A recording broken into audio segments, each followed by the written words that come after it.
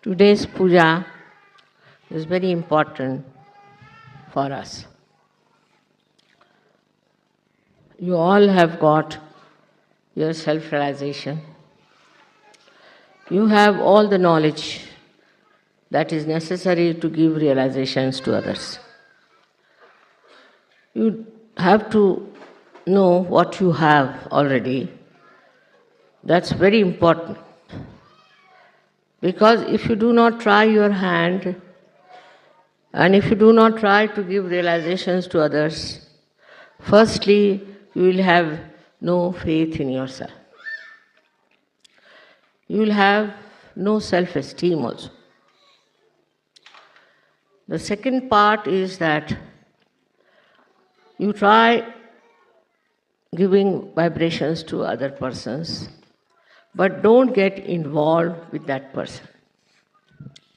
I have seen some people get too much involved. If they give realization to one person, they think they have done a great job. And they start working on that person, his family, his relations. So far as you must have learned, that one may be related, one may be closer to one person, but not necessarily he will have that much of chance of self-realization.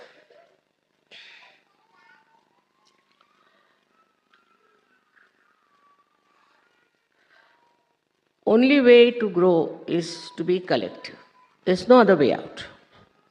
If people think that by staying away from ashrams, alone living somewhere, they will achieve much, that's not the way Sahaja Yoga is meant. Formerly, people used to go to Himalayas, and most of them were separated, and only 1 or 2 persons were chosen for spiritual growth. Here it is not question of spiritual growth. It is a question of your collectivity growing in you. That is how you become a person who is collective, who enjoys collective, who works on collective and lives with collective. Such a person develops new kind of powers. And these powers are such that they are very subtle, but they penetrate into any molecule, atom, or human beings anywhere. And their penetration is only possible if you have a temperament which is collective. Without being fully collective, you cannot achieve that height which is very necessary today for Sahaja Yoga. As you know, there are problems and problems all over, as if we feel that the world is going to sink. Especially when I went to America, I felt that, my goodness, this is a hell that they have created here. It's just a hell because they have no dharma. They don't believe in any dharma. Completely they worship adharma. And this kind of climate is flowing all over. All over the world you get reaction of American adharmic life. And people think there's nothing wrong in it. Whatever you may tell them, they will not believe, nor they will think that there's any worth it. But they don't see the destruction from the very basis of their life, their families, their societies. The whole country, I feel, is filled with such ugly type of adharmi nature that one cannot even imagine how such ideas came into their heads. And these ideas, I need not tell you, you know them very well. But if you have to save your children, you have to be an ideal guru yourself. If you just talk of Sahaja Yoga, and if you try to assume that you are a Sahaja Yogi, Also, you try to propagate Sahaja Yoga without all these powers being awakened in you, it would be a failure. So, how to develop these powers within us, we should see.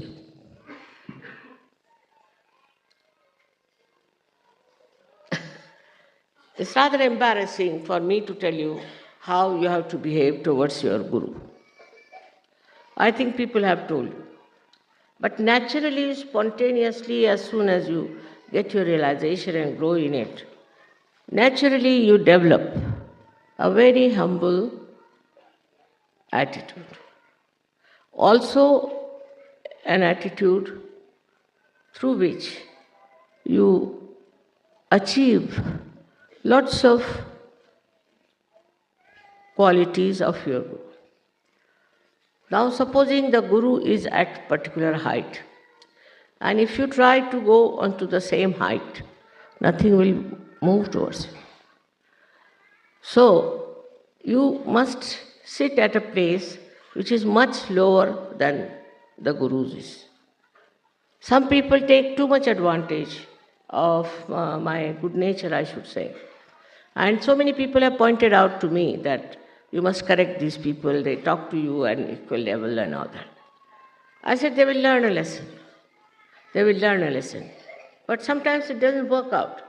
And they start talking on the same manner as if you are talking to your friend or to your equal. First is complete humility. You have to be a humble person, extremely humble. Now you check on that. When you talk to others, are you humble? When you think of others, are you humble? When you look after your wife and children, are you humble? That's a very important thing for every person who thinks he is a guru. Humility is the first quality, or I should say the ocean, into which you must jump. Some people think that if you are humble, mother, then people will take advantage of you. Nobody can take advantage of you. Because you have to remember another point, that you are protected all the time, looked after by Param Chaitanya. I know you know that, but how many really believe that there is Param Chaitanya with us?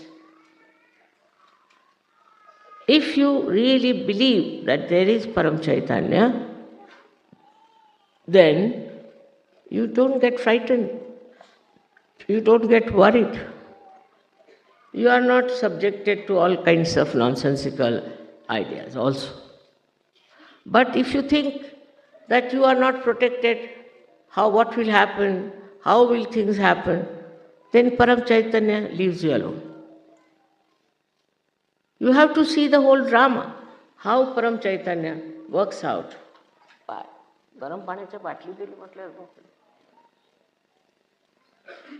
How it works out, how you are behaving. Supposing you are not in a proper shape and you try to show off too much, then what happens? Then you get the reward for it.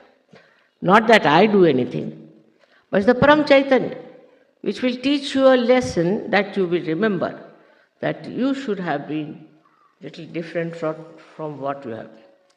After all, we have to know why have we come to Sahaja Yoga. Begin at the root of it. We have come to Sahaja Yoga because we wanted to know the absolute truth.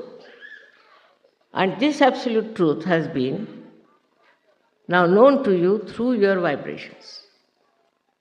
You know it through your vibrations, what is the absolute truth. And you should work everything on that line, that absolute truth, whatever you feel on your vibrations, you have to follow. But unfortunately, I've seen many people think that their vibrations are all right, they are all right, and whatever they are receiving on their vibrations is first class. Now, how to correct that point is very difficult.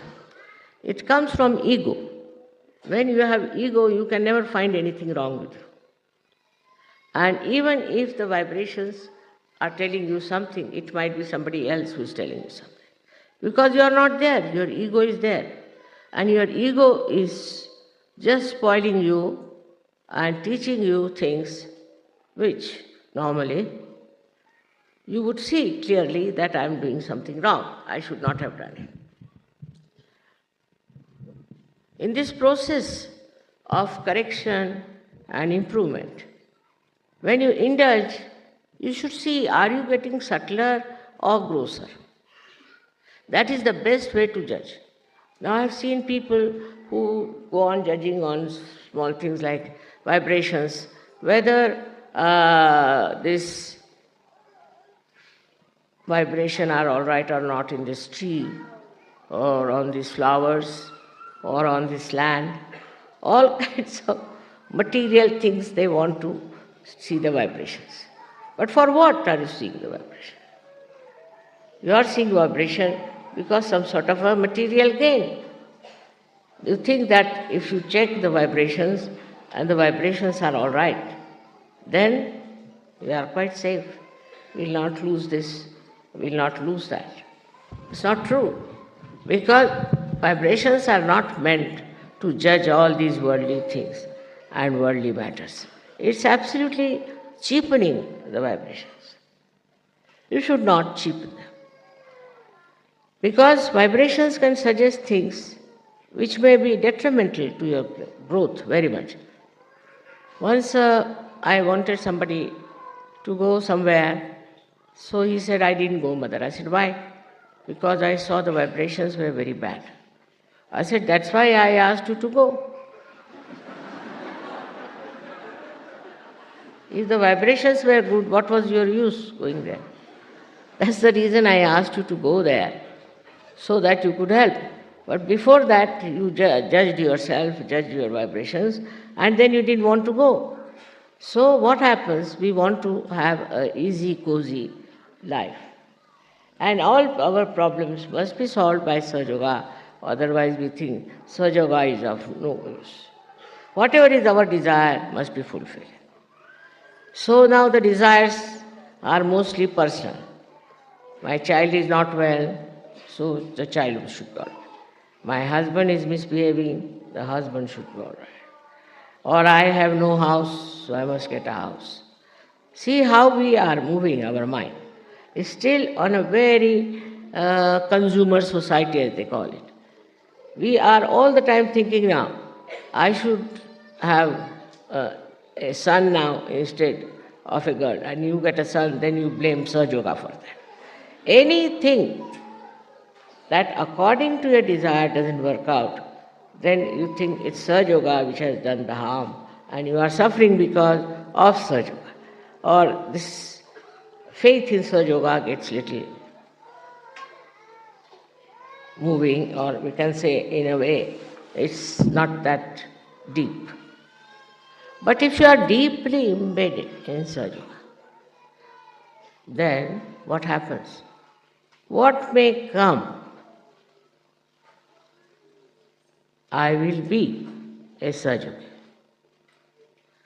Supposing somebody dies. Normally in Sahaja Yoga, it's difficult for people to die also, I must tell you. Even if they want to die, they can't die. It's the Parama Chaitanya which decides for it. But supposing you take up a position like that, still you must know that that wish may not be fulfilled. If that is not fulfilled, then you feel disturbed and you think, what's wrong?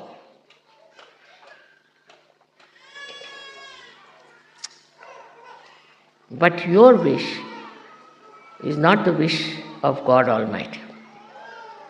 While Param Chaitanya is the wish of God Almighty. Now, for example, I went to America, take it like this, and America attacked me, negativity, and troubled me. For all these days I have suffering, so-called. And I've had pain, I've had all kinds of things. But that I had to do.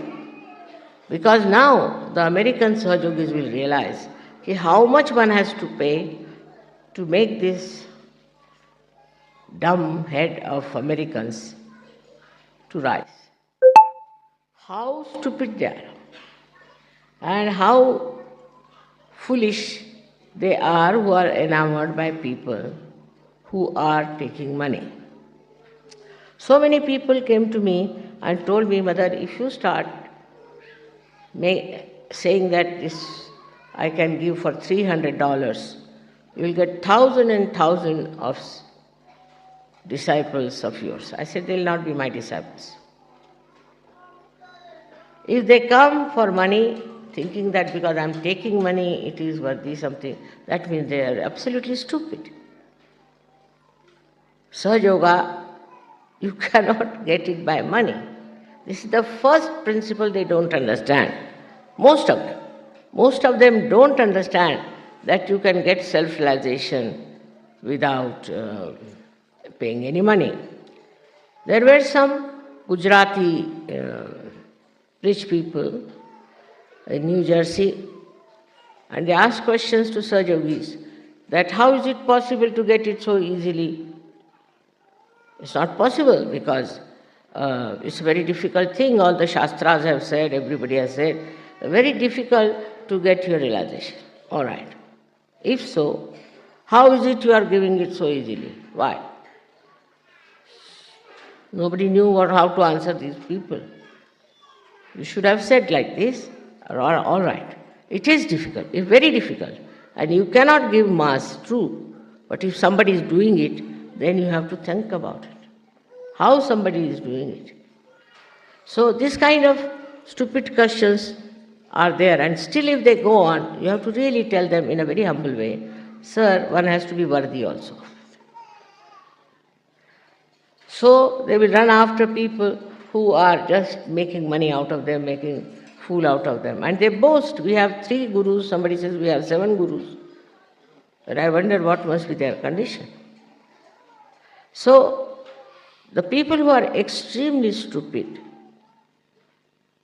in Sanskrit they call mood, people who are brainless, cannot get their realization. So give them up. If they are arguing with you, you just give them up. It's not their right to argue with you. Their right is to get realization, but not a right to argue with you, ask you foolish questions and stupid questions. But you should always remember that with that humility, you must have your dignity intact, because you are a guru. Once you know you are a guru, one thing should be there, that you will not behave like a joker all the time. Your behavior will be dignified. At the same time, it would be very pleasant face or a pleasant personality. It won't be annoying type. Your personality itself will suggest that there's something special about you. Now, how do you develop that kind of a personality?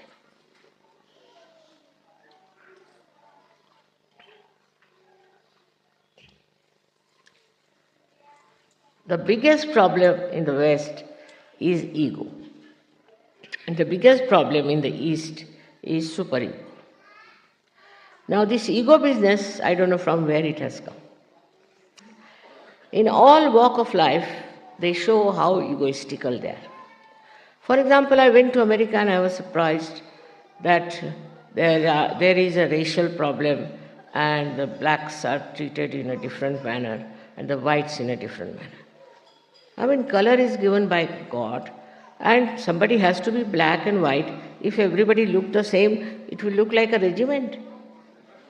There should be some variety, there should be some change in the face, and also in the expression. One has to be a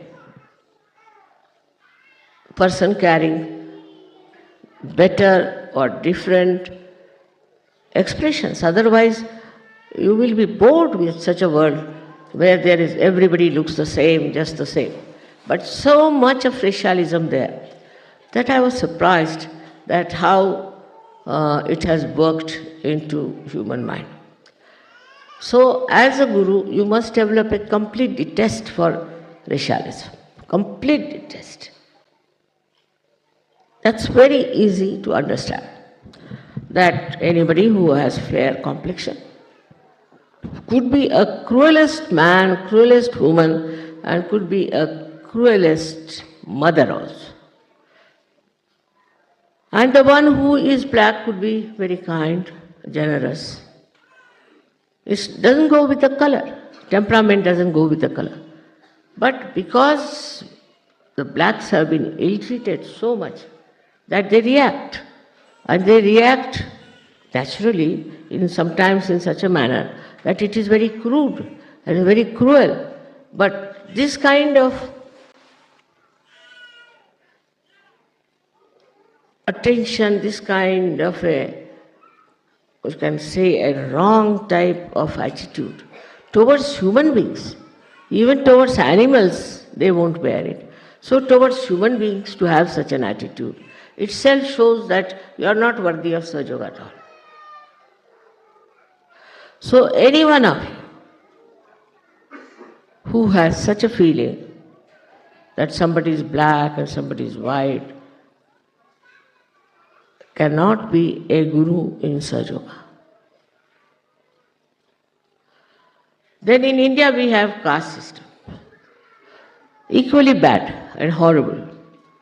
It has no sense in it, no basis whatsoever. But in India we have people who believe that some castes are higher and some castes are lower. Every caste people can do all the worst possible things.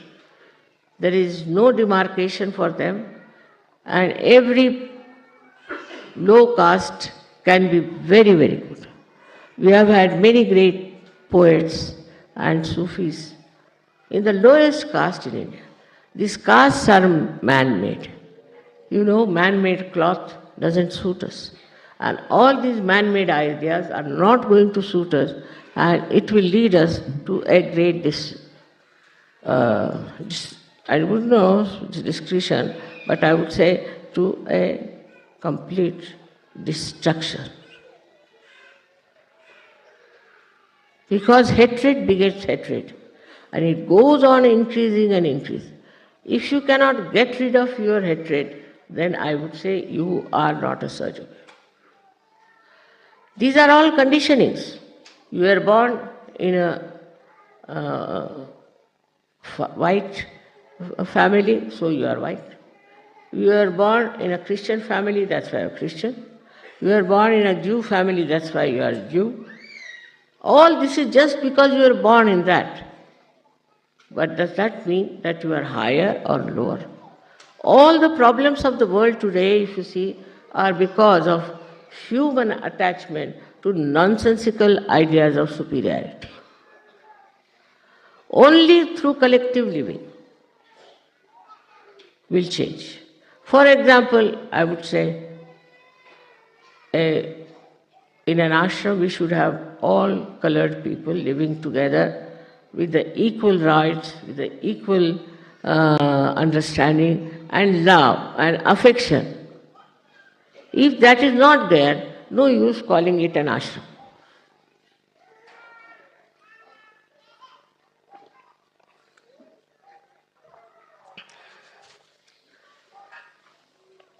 Once they asked me, Mother, will you come and give a lecture in Harlem? I said, why not? So some Sahaja said, Harlem? Mother, do you know what is Harlem? I said, I know. There's no harm. He said, you know, the blacks are there. I said, I'm also black. You could call me black or you can call me white. But the love is such a thing, you see.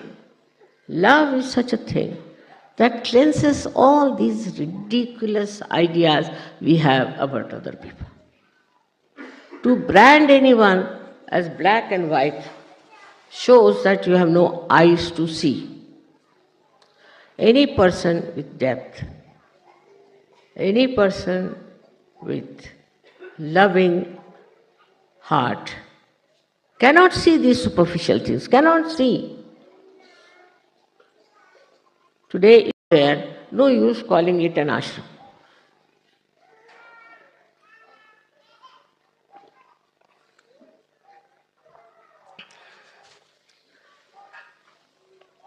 Once they asked me, Mother, will you come and give a lecture in Harlem? I said, why not? So some Sahaja said, Harlem? Mother, do you know what is Harlem? I said, I know. There's no harm. He said, the blacks are there. I said, I'm also black. You could call me black or you can call me white. But the love is such a thing. Listen.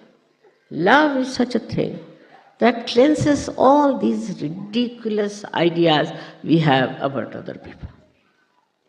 To brand anyone as black and white shows that you have no eyes to see. Any person with depth, any person with loving heart cannot see these superficial things, cannot see. Today is a day where we are celebrating the Guru's greatness. Now look at all the Gurus, how they were,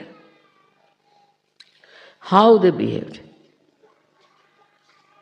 We have many in India and many others, many Sufis in other countries. These Sufis or these saints that we had never believed in any caste system, never believed in black and white. Christ, he never believed in black and white. Buddha never believed in black and white. Nobody believed in any kind of man-made ideas. These are all man-made ideas which we have accepted, and even after realization we try to carry on with them. Now, by saying, we do not get rid of it, but acting we can. Just see how we work out these stupid ideas within us and how we can get rid of them. Very simply is, in meditation, you should sit down and see how many people you love. And why do you love? Not out of pity, but just with love, how much you care for others. I have seen some very beautiful examples of that. But still I must say that there are certain fixed ideas which are to be dislodged completely. Very important for every person who is a guru in Sahaja. Means he has to be a clean-hearted, open-hearted, loving-hearted fellow. His heart should play the tune of Param Chaitanya. If his heart is full of all these man-made ideas, I don't know what will happen. Even when they transplant the heart, they cannot do it with a man-made. They have to use a real natural one. So you can imagine when you try to take to all these odd ideas are just divisive. They will never give you collectivity. So introspection has to be made. Are we one, or we are judging each other? Now the judgment is quite a lot also.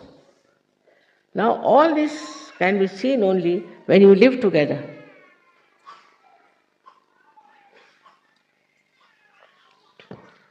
Otherwise, how will you know?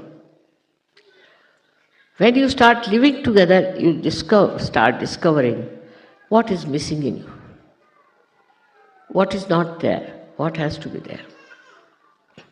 It is so peaceful to have a heart which is full of love, because every movement of that heart is so much joy-giving, so much joy-giving. There's a story of Sri Rama that he ate the bears, a kind of fruit, which were first tested by an old lady with such love. I mean, shows what? Shows that a person like Sri Ram was the king of the highest heritage, and this old lady who was just of the lowest caste gives him these fruits with such love. And when he eats that, he starts praising it. So his wife says, "Give me some." It's all right. But the brother is still halfway, I think, in Sahaja Yoga. So he doesn't like. He gets angry. Then she eats and she says, "Brother-in-law, it's wonderful fruit, I must say." He says, "All right, give me some." He says, "Why should I give you now? Well, first you were very much angry, so why should I give you these fruits to eat?" The story shows that the level of your personality as Guru is judged by your clean heart, by your loving heart, by your highest remarkable personality. In the personality, it is not something that is to be built in artificially. It is not artificial. It is natural, absolutely natural. Whatever you do has to be natural. So this artificiality of certain ways of talking or certain ways of living together creates problem. For example, we had an ashram in America, in New York, and there was a lady who was very strict. Everything should be tip-top, it should be here, the spoons must be there, and the forks should be here, and all sorts of things. And she hurt many people. Not important. These cultural, I can call it the taboos, are not important in Sahaja Yoga. Because now you have become a guru. Guru can stay anywhere, live anywhere, eat anything, anytime. That should be the case. But also I have seen in Sahaja Yoga, there are many who are very anxious to eat food as soon as it is served. Once it happened, I was there, they had served the food, and just they started removing the plates. I said, "What's the matter? I have to eat food." "Oh, you haven't not eaten, mother?" "No, I haven't just touched it even." So, you see, sort of, first is the very lowest type of, we should say, desire is the hunger. Now, a guru doesn't bother. Whatever you give, all right. Whatever you want not to give, all right. Even if you don't give, is all right. But one has to develop that by killing your ego. People feel very hurt if you serve them little later than another person. There's all kinds of funny things I've seen in Sahaja Yoga. On the contrary, it is the lowest type of, I should say, a desire. We should not be very much catered to if you want to be a real guru. Of course, many problems are solved. As I have seen so far, that they do not take to drugs and they do not take to drinking and all such things. This is such a blessing, because if I had to start from that level, I don't know how deep I would have gone, from where I would have pulled you out. But that is, of course, a very big thing. That is quite a nice thing. But still, to make a beautiful life out of you, which will attract the attention of everyone. How you talk, how you behave, how you love.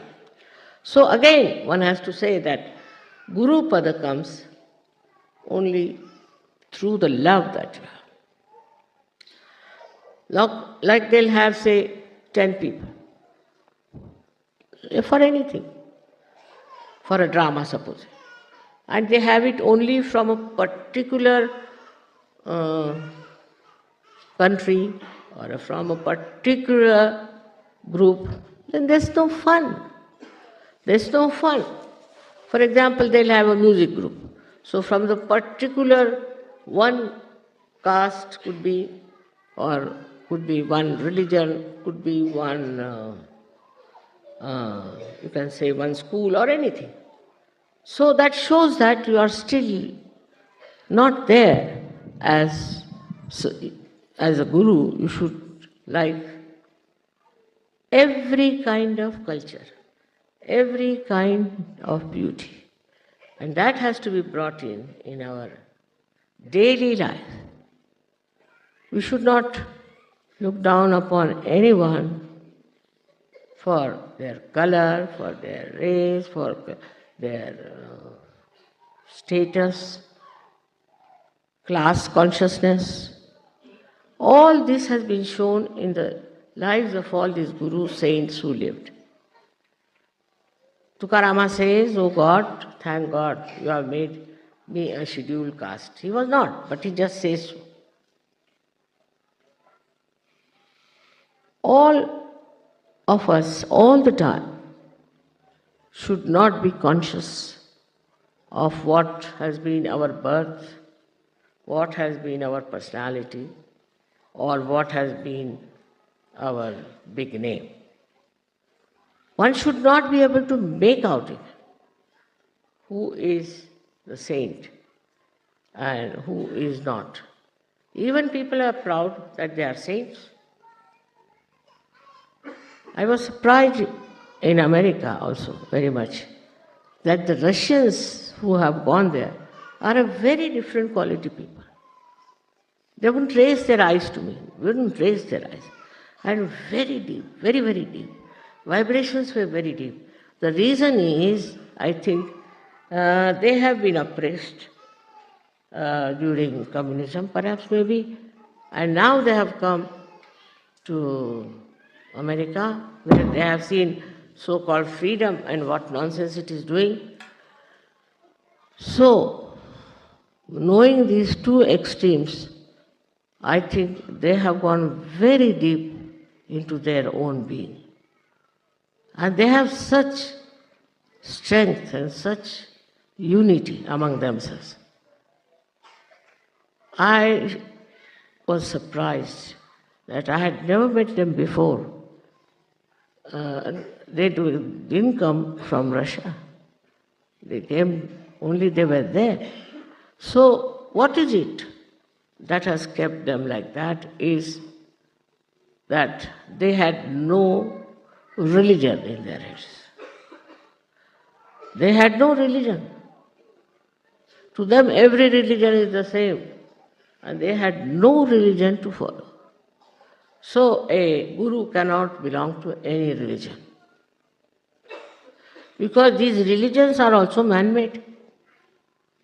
They have created such a problem all over, and they are all fighting among themselves. How can they be divine? So you should not get involved into some sort of a religious bias. I've seen it. That a Sahajogi, say if he's a Christian, then the bias will be shown that he's a Christian, you can make it out. If he's a Jew, you can make it out. So what's the use of coming to Sahaja?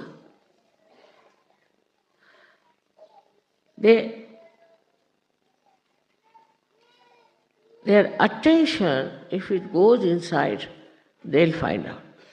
You have to dissect yourself to see what's wrong with you and why is it that you are not very successful as a guru.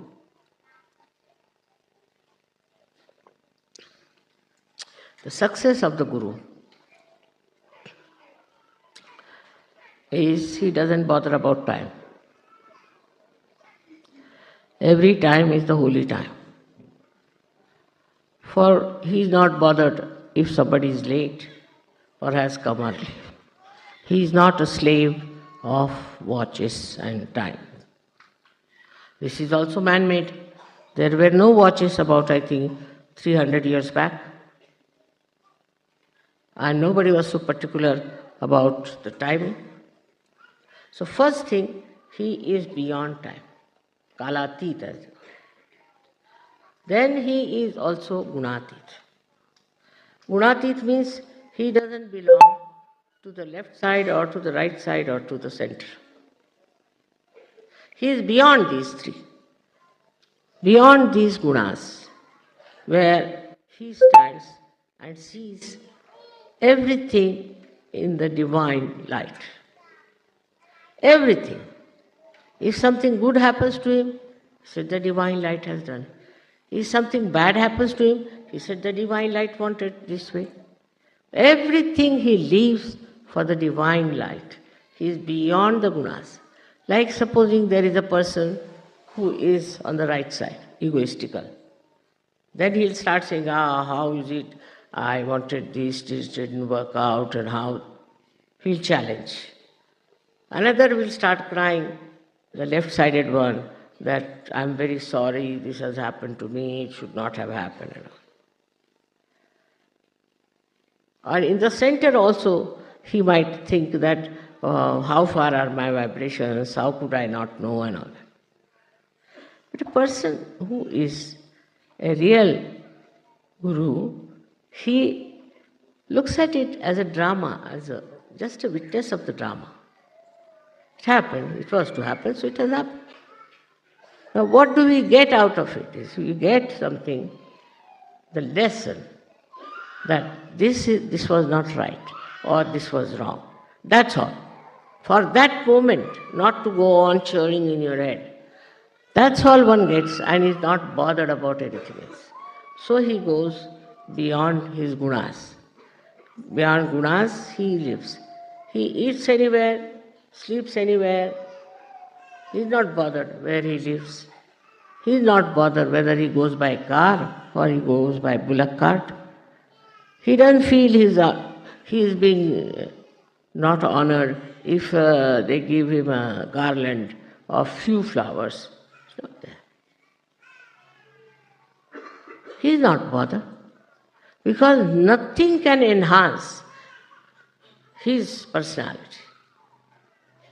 Nothing. You give them something simple, it's all right. Or even if you don't give, it's all right. It's not he judges himself through your eyes, but he judges himself through his own eyes. And he sees for himself the joy of enjoying himself. What is there to be so particular about anything?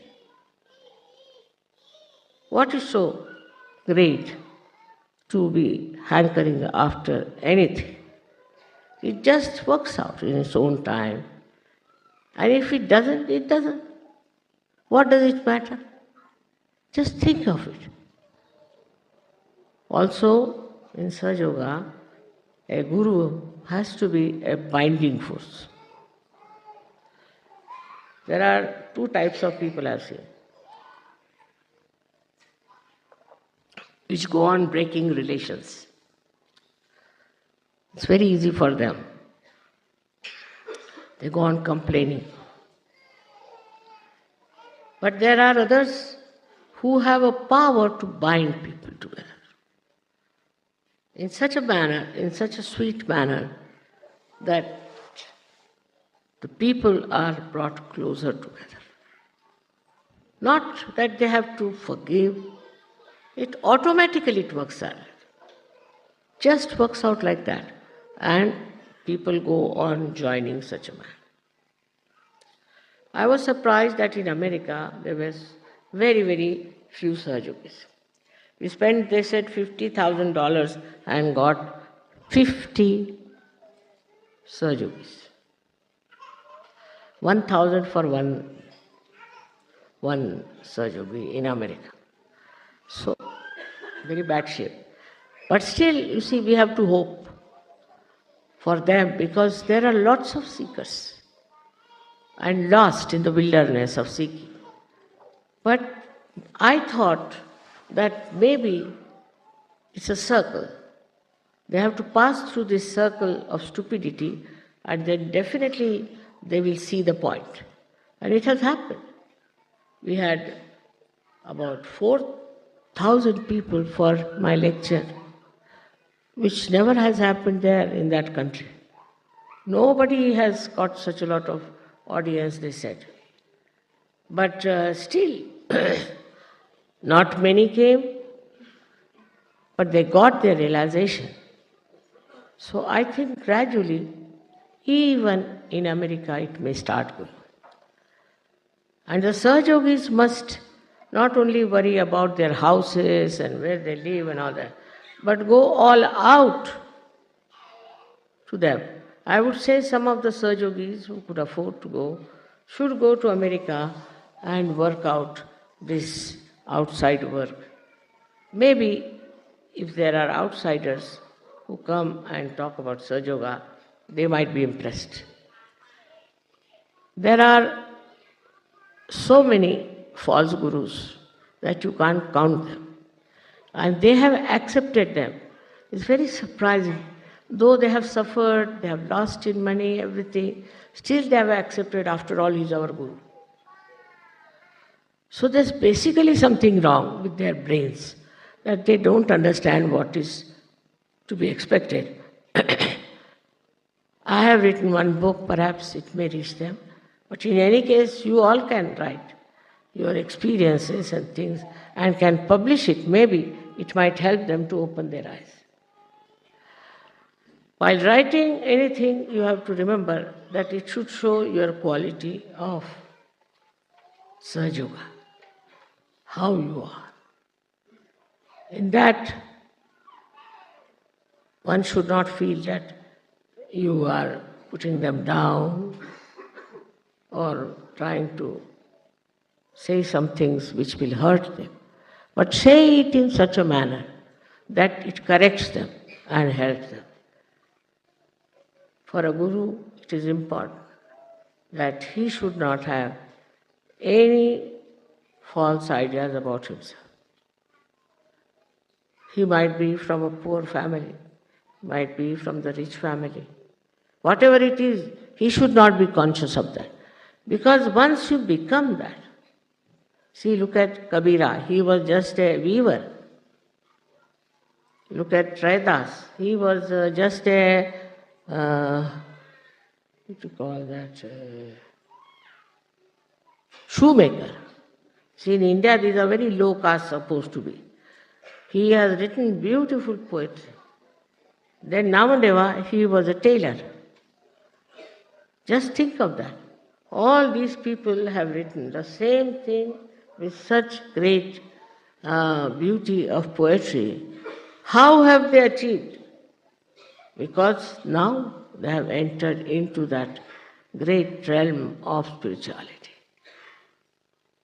You people also write some very good poetry, I know.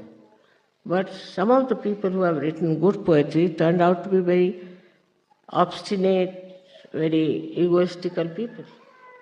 This is something I couldn't understand. You are writing here beautiful poetry and here you are full of ego. So from where this poetry is coming, God knows. So first of all is yourself, your personality has to be something that people should say, this is the real guru we have met. For that,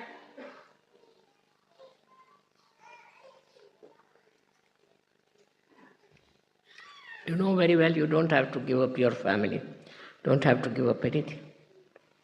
But ego, if it is still there, I don't know what to say, but you must get rid of it completely. And collectively also ego should be driven out. Collectively. It's a thing that people are egoistical secretly within themselves, but sometimes it shows.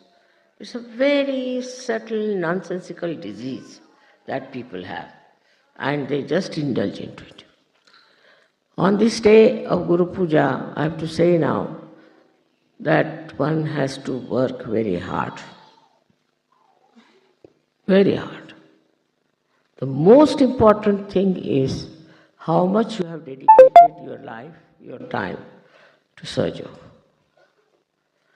Then only you will achieve that state of Guru. Look at me, I am a housewife and I have my family's responsibilities, problems. But despite that, I am all the time thinking about Sahaja Yogis, Sahaja Yoga, and all that is this emancipation of human beings in the whole world. Not only here or there, in the whole world. So, that should be your widened vision, not for only your school, college, or university, or this or that, but a very wider vision one should have. And that you have to develop through your working into every time of circumstances, every type of problems you have. Once you develop that kind of a personality, then you'll be amazed how you can help so many people. I know there are so many Sahaja Yogis here who are worthy of praise, and really I love them very much, and they also love me very much. But one should always see that as you are now going to be the Gurus, you have to be careful not to think that you are a Guru. You should never think you are a Guru already. Once you start thinking again, Mr. Ego, the Guru comes up. So once you decide that I am nothing, I am just a little ripple in the heart of my mother. If such a humble feeling you get, then all your problems can be solved and things will work out. Because your attention and your behavior is going to impress other people. Nothing else. Whatever you may try, it is you who is going to get Sahaja Yoga further. There is so much to be said about how to become a good Guru and all that. But I think I'll keep it for next Guru Puja. Thank you very much.